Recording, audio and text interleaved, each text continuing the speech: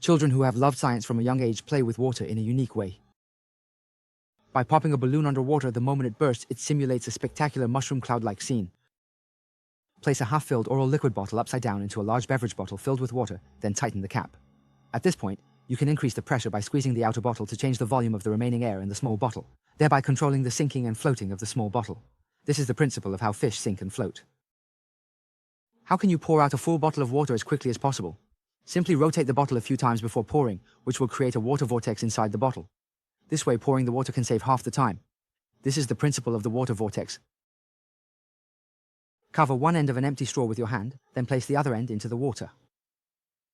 At this point, simply release your hand, and you will find that even an empty straw can successfully draw out the water. This is the siphon phenomenon caused by the water hammer effect. Drop a few drops of blue and orange dye into two separate cups. Fill the blue one with cold water and the orange one with hot water. If you invert the hot water over the cold water and remove the card in between, you will see that the 2 cups of water remain unchanged, with each staying in its own place. However, if you reverse the setup and invert the cold water over the hot water, once you remove the card in between, the result is completely different.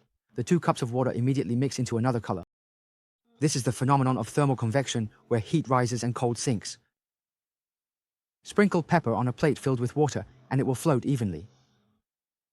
If you dip your finger in some dish soap and touch the center of the water, you will see the powder spread out in a regular circular pattern. This is because the surface tension of the liquid is broken. When you pour relatively pure clean water into a tank and shine a laser pointer through it, you will see that there is almost no clear light path in the water. If you add a little milk to the water and stir it evenly, you will see a straight and clear light path in the water. This is the Tyndall effect. If you continue to add more milk, you will find that the light has difficulty penetrating situ. This is the principle of how heavy fog affects visibility.